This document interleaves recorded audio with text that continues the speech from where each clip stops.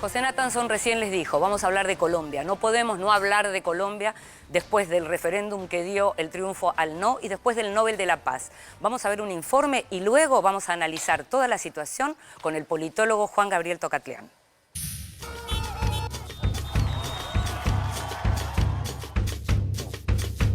La mayoría ha dicho que no. Que no. Luego del estruendo político que ocasionó el impensado triunfo del no al acuerdo de paz entre el gobierno colombiano y las FARC, decenas de analistas locales intentaron explicar el rechazo. Esta resistencia, que en principio parecía inesperada para la mayoría, fue retratada en las crónicas periodísticas, sin embargo, como un escenario que no habría que haber descartado. La mayoría de las encuestas previas anticipaban que 2/3 de los votantes apoyarían el acuerdo. Los informes sugerían incluso que el respaldo se elevaba al 75% en las zonas rurales más afectadas por el conflicto. Este resultado, tras 4 años de negociaciones entre la guerrilla y el gobierno, representa una gran derrota para el presidente Juan Manuel Santos y un triunfo para el exmandatario y actual senador Álvaro Uribe, quien encabezó una tenaz campaña por el no. Gratitud a todos aquellos que hicieron el esfuerzo de estudiar los acuerdos, que quieren la paz, pero que han dicho no a los textos de La Habana. La propuesta de paz recibió apoyo en las regiones marcadas por la guerra y también ganó en algunas ciudades importantes como Bogotá y Cali. Sin embargo, fue derrotada en el centro del país, donde se concentra la mayor parte de la población colombiana, mientras que la participación electoral apenas alcanzó un 37% del total de empadronados, cifra bastante inferior a la anticipada por los sondeos. El país necesita unidad. La reacción del presidente Juan Manuel Santos fue inmediata. Realizó un llamado a diálogo a las fuerzas políticas que promovieron el no. Para ello, el mandatario designó al jefe del equipo negociador y sumó a la canciller María Ángela Holguín y al ministro de Defensa Luis Carlos Villegas. Desde el uribismo, los escogidos fueron los 3 precandidatos presidenciales, Oscar Iván Zuluaga, Iván Duque y Carlos Holmes Trujillo. Fue desde las filas del expresidente que se agitaron temores que evidentemente encontraron eco en la sociedad colombiana, víctima de una guerra que lleva 52 años y que ha dejado más de 200.000 muertos, 6 millones de desplazados y un número impreciso de desaparecidos. Lo que me parece urgente es asegurar que no haya violencia en Colombia. La campaña del Centro Democrático, el partido de Uribe, aseguraba que los líderes de las FARC, una vez reinsertados en el sistema político tras el acuerdo, podrían llegar al poder a través de las elecciones, lo que para el ex jefe de Estado significaría, según sus palabras, la instauración del castrochavismo en Colombia. Estos temores se vieron reforzados porque los acuerdos concedían a las FARC 10 escaños en el Congreso a partir de 2018. Uribe avanzó rápidamente luego de los resultados que lo beneficiaron. Se preguntó ante el Pleno del Senado el mismo lunes por la disposición de Santos a tener en cuenta las objeciones de los promotores del no. Uribe ya hizo conocer algunas de sus posturas. Una es que los guerrilleros que no hayan cometido crímenes relacionados con narcotráfico o secuestro y estén detenidos sean amnistiados. La otra es crear medidas de protección efectiva para las FARC y que se consolide un estatus de no violencia inmediato. Y también incluyó la necesidad de crear una comisión de diálogo para que impulse en el Congreso una suerte de alivio judicial a los integrantes de las Fuerzas Armadas involucradas en delitos de lesa humanidad en el contexto de la lucha armada. Reafirmamos ante Colombia y el mundo. En tanto, en un comunicado, las FARC-EP informaron que sus frentes guerrilleros en todo el país permanecerán en cese al fuego bilateral y definitivo, en respeto a lo acordado con el gobierno nacional. Y recuerdan que según la Corte Constitucional colombiana, la consulta plebiscitaria no tiene efecto jurídico alguno, aunque sí admiten su efecto político. El proceso de renegociación de un posible acuerdo rectificado ya está en marcha, aunque su eventual éxito, tras el triunfo del no, aún es una incógnita. Se lo anticipábamos recién, está con nosotros Juan Gabriel Tocatlián, politólogo, profesor de la Universidad de Itela. Gracias, Juan Gabriel, por estar. La verdad que si hubiéramos querido hablar con alguien, era con vos, justamente, para tratar de explicar ¿Qué pasó? ¿Se equivocó Santos? ¿Se equivocó convocando un referéndum? ¿Debió hacer un acuerdo sin tratar de refrendarlo por medio de la voluntad popular? ¿Qué pensás? ¿Qué falló? Yo creo que fallaron tres cosas. La primera y fundamental, la decisión del presidente Santos de autorrestringirse a través de un plebiscito. Esto no era parte de los acuerdos, esto no estaba firmado en ningún lado, esto no era una exigencia de las FARC. Él pensó que esto requería el proceso más el acuerdo, una refrendación popular. Y creo que ahí comete el error de olvidarse que todo plebiscito, cualquier plebiscito, en cualquier condición, en cualquier país, tiene un elemento muy distintivo. Está orientado por el tema y está orientado por el contexto. Es decir, el contexto muchas veces es más importante que el tema. Muchas veces uno llama al plebiscito cuando está en una fortaleza relativa el Ejecutivo y cree que lo va a lograr. Lo convoca y lo realiza 2 años después y es un fracaso. Claro. Entonces el contexto pesa. Segundo, una muy poca en términos de tiempo y magra en términos de calidad publicidad del acuerdo. El gobierno tenía ante sí un acuerdo que tiene 297 páginas. Explicarlo a la ciudadanía hubiera exigido pedagogía, involucramiento de todo el gabinete, dispersión territorial, claridad explicativa, muchos medios de comunicación. Nada de eso se hizo. Y lo tercero, la habilidad del presidente Uribe, que con escasos recursos, pero con una estrategia muy concreta, generar miedo e indignación, logró movilizar una minoría muy activa, que en el fondo, cuando uno ve el resultado total, el 18.4% de los colombianos que dijeron no, son apenas eso respecto al total de los que hubieran estado habilitados para votar. El 18% de los colombianos negaron este acuerdo en el fondo. ¿Y qué pasó con esa abstención? Porque, digo, uno se sorprende mucho pensar que haya habido más de un 60% de abstención ante un tema tan crucial para los colombianos.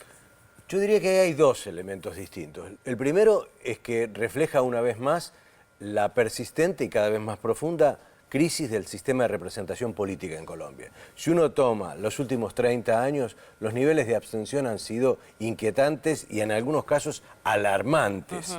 En general, incluso para las elecciones presidenciales, la participación oscila entre el 50 al 52%. Este es un ejemplo más de un sistema que está muy cuestionado, severamente deslegitimado.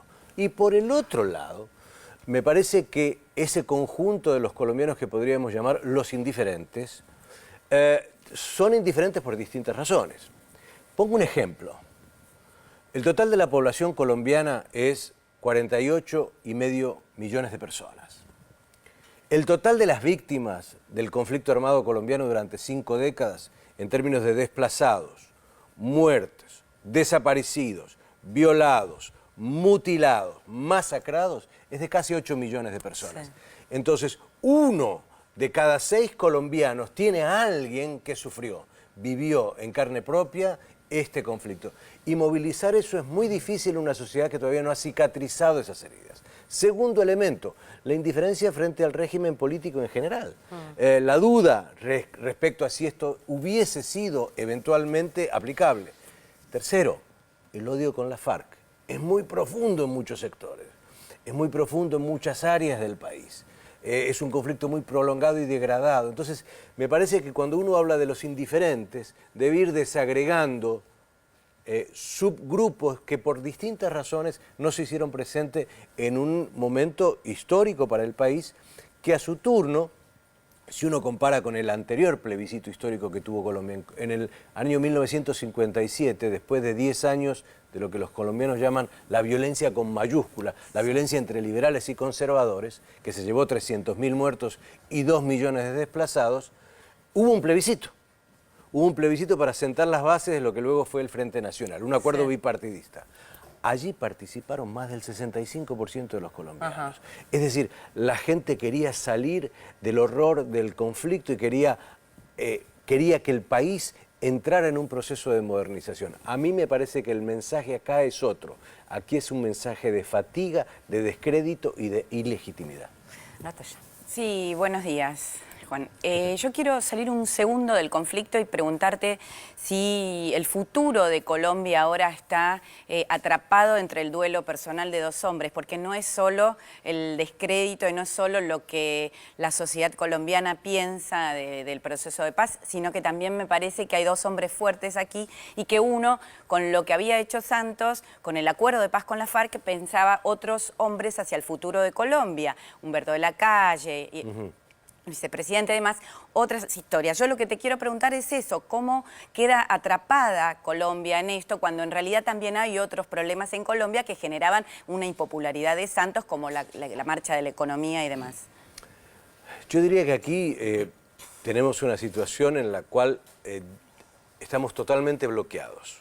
Cuando digo totalmente bloqueados, quiero decir, el presidente Santos logró en 48 horas un reimpulso inédito vía la recepción del Premio Nobel de la Paz. Legítimo, además, válido, un esfuerzo importante, y esto revitaliza su capacidad de diálogo interno. Pero, por otro lado, y por eso digo que todo esto está muy bloqueado, Uribe, que es el gran ganador del no, porque si bien el ganador tiene, entre el no había distintas facciones, Uribe de alguna manera aparece como la referencia de esta opción negativa. Bueno, sus propuestas de renegociar es llamar a que fracase el acuerdo, porque quiere modificar tantos puntos del acuerdo que es inaceptable para la FARC. Inviable, claro. Es inviable. La FARC, por otro lado, están en La Habana y dicen, tenemos la disposición de ampliar, de hablar, de conversar, pero este acuerdo es intocable. Hablemos de otras cosas. Y a su turno, el liderazgo de la FARC, Timochenko, tiene los problemas de su propio frente, que le dicen, ¿viste que vos negociaste? ¿Viste que el establecimiento otra vez te tomó el pelo? Entonces aquí tenemos unos actores que van bloqueándose unos a otros. Entonces yo diría que antes que anticipar qué va a pasar en términos del 2018, cuando vaya a haber elecciones nuevamente en Colombia, yo diría que hay una ventana de oportunidad, pero es una ventana muy pequeña de oportunidad, porque el tiempo es de la esencia acá. Si no hay algo que quiebre este bloqueo, podemos entrar más que en un proceso de pacificación, en un abismo contra la paz. En esa ventana de oportunidad, Juan Gabriel, ¿no podría verse el vaso medio lleno? Es decir, un presidente que redobla su apuesta convocando un plebiscito cuando no tenía que hacerlo, porque la vía jurídica estaba resuelta a través de la Corte Constitucional. Timochenko, que desde La Habana responde como si estuviera ya dentro del sistema. Esto es también una novedad. El mismo presidente que acepta inmediatamente el no y convoca a la oposición, en este caso Uribe. Y Uribe, que se comporta en forma mesurada después de esas 4 horas de reunión que tuvo el lunes. Y el miércoles, una movilización popular inmensa, muchos más de los que votaron quizá, en varias ciudades de Colombia reclamando por la paz. ¿No crees acaso que el acuerdo finalmente puede salir mejorado después de esta instancia? Yo creo que el acuerdo, si es tocado, abre una caja de Pandora en el cual va a ser imposible conciliar intereses. Lo que sí creo es que a este acuerdo se puede concebir un adendum que sea explicativo de aquellas dudas, de aquellas perplejidades o de aquellos vacíos que los oponentes crean que puedan ser esclarecidos a través de un adendum. Pero si uno abre las 297 páginas y empieza a decir, no, el punto 4, por ejemplo, los cristianos, los evangelistas, están pidiendo que todos los componentes de LGBTI y de género del acuerdo sean eliminados. Eso es imposible, eso es realmente imposible. Otros piden, no, que hay que sacarle las ventajas políticas eventuales que tendría la FARC. Bueno, pero ¿cuál es el incentivo para que las FARC entren en la política si uno les va a cerrar la puerta de la vida legal? El acuerdo es una concesión de parte. Entonces, claro, aquí lo que creo, vuelvo a repetir, si se toca el acuerdo hay problemas, pero esto no quita que exista un adendum. Pero yendo más al fondo de tu pregunta, a mi modo de ver, una combinación de una comunidad internacional activa y presente en Colombia y una sociedad civil movilizada es la combinación más importante en esta coyuntura. ¿Sí? Porque tiene que haber Colombia, sus líderes políticos deben entender que están interpelados por su sociedad y también por la comunidad internacional, que ha puesto todo lo mejor, el mayor entusiasmo en esto. Y que además, advierto, e insisto y remarco, es una comunidad internacional muy pluralista. Los 15 presidentes que estuvieron en Cartagena, había presidentes de izquierda, de derecha, de centro. Digo, todo el mundo está a favor de la paz en Colombia. Juan, vos empezaste hablando del tema plebiscito, que me parece que es interesante y por ahí te quería pedir que profundice, pues este año tuvimos también otro plebiscito cuyo resultado fue muy sorpresivo, que fue el de Gran Bretaña, después del cual también se escucharon muchas críticas en el sentido de, bueno, ¿por qué Cameron convocó un plebiscito cuando no era necesario que lo hiciera? Y ahí empezaron a aparecer las discusiones alrededor de la idea de plebiscito, ¿no? Que se le pregunta, por ejemplo, que la pregunta es necesariamente binaria, en lugar de la democracia representativa, que permite construcciones políticas más complejas o sofisticadas o matizadas, es binaria, o muchas veces que la gente está respondiendo cosas que no se le preguntan. En el caso de Gran Bretaña, de repente estaban votando contra los inmigrantes, cuando en realidad lo que se le preguntaba era si querían que Gran Bretaña siga en la Unión Europea o no. Entonces, ¿cuál es tu perspectiva o tu opinión respecto de la cuestión de los plebiscitos? Digo, en un momento en el cual muchas sociedades de diferentes países del mundo están teniendo una distancia muy grande respecto de sus clases políticas. Total, creo que es una pregunta excelente, porque lo que estamos viviendo, particularmente en Occidente, y cuando digo Occidente, digo que nosotros también, América Latina es parte de Occidente, para que quede claro. El extremo Occidente. No es solo Europa y Estados Unidos. Somos el sur del Occidente, pero somos parte de Occidente.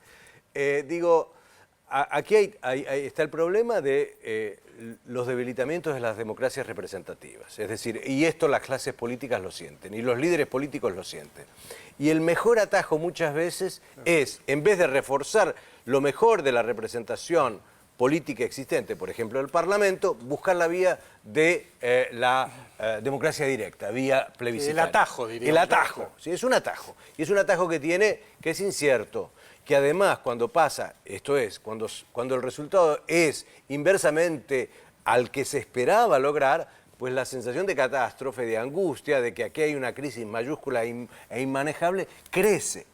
En segundo lugar, me parece, y repito, cuando Cameron convoca al Brexit, lo hace en un contexto político particular. Él dice, si me reeligen como primer ministro, yo voy a hacer el Brexit. Tiene en ese momento dudas en el Partido Conservador, pero no está tan fragmentado.